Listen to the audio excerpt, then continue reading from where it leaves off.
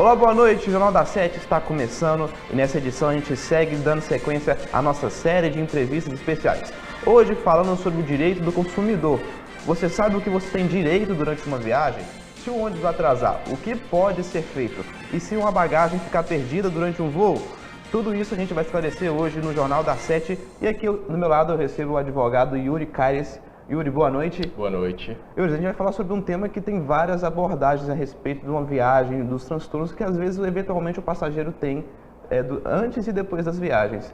E a gente vai falar de uma delas que é a bagagem. Como é que hoje está funcionando a questão da cobrança da taxa de bagagem?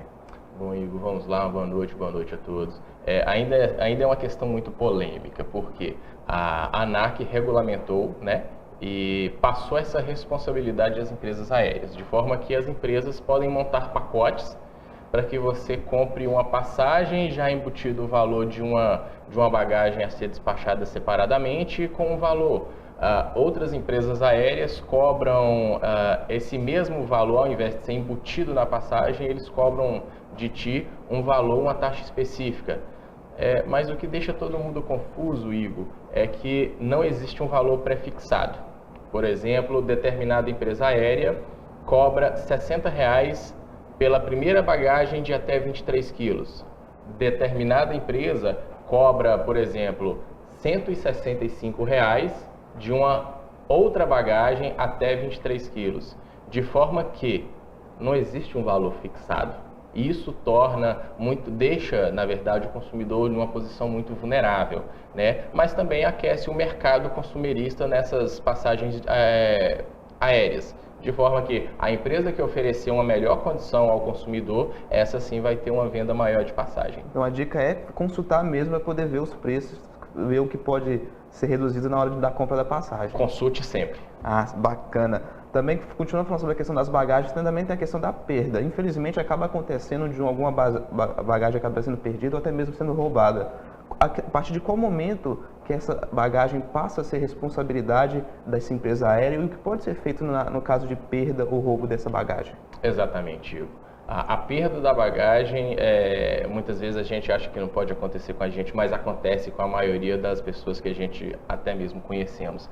A partir do momento que você compra uma passagem, que você despacha a tua bagagem dentro daquela aeronave, a empresa já é responsabilizada por isso. Ela é obrigatoriamente responsável pelo aquele conteúdo que existe ali dentro, certo? Ela é a guardiã do teu produto, do teu notebook, do teu celular, que muitas vezes você colocou um outro aparelho dentro daquela bagagem, da tua agenda, das tuas roupas. E a partir do momento que você compra, como eu disse, ela já é responsável conforme o Código de Defesa do Consumidor.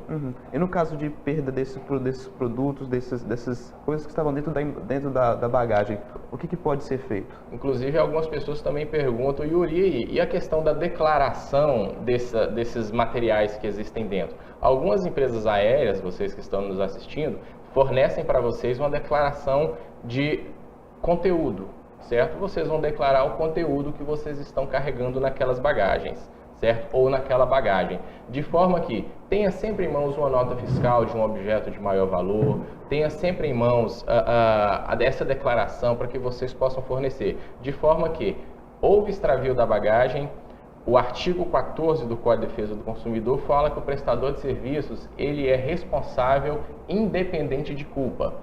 Tendo ele culpa ou não no extravio da bagagem, ele deverá indenizar o consumidor. E nesse caso isso aconteça, o que a pessoa deve procurar? Deve procurar o PROCON? Primeiramente o PROCON do aeroporto, né? Caso exista PROCON dentro do aeroporto aí que vocês estão fazendo uso dessa passagem, das compras, né? Ou, caso não exista um PROCON, procurar o juizado especial, ou como o pessoal também conhece, juizado de pequenas causas, ou procurar um advogado da sua confiança.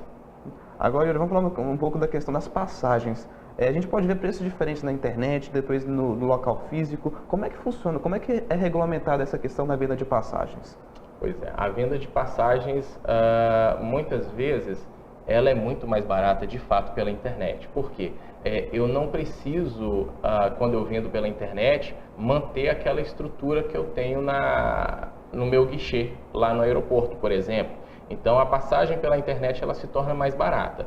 De forma que, quando se compra pela internet, as empresas aéreas também têm condições de encher rapidamente aquela capacidade que as aeronaves deles têm. Ou seja, é muito mais fácil você colocar um preço atrativo pela internet, onde a pessoa de fato vai poder parcelar em mais vezes, a pessoa de fato não vai precisar sair da tua casa, você oferece uma comodidade ao usuário, ao consumidor, e dessa forma você não sobrecarrega a tua estrutura física nos aeroportos. Agora, de fato, a passagem ela pode ter um valor diferente no dinheiro em espécie ou no cartão de crédito. Yuri, o papo tá bacana, a gente tá conseguindo esclarecer muita coisa, mas a gente vai para o intervalo, mas a gente continua falando sobre o assunto. O Jornal da 7 volta em instantes.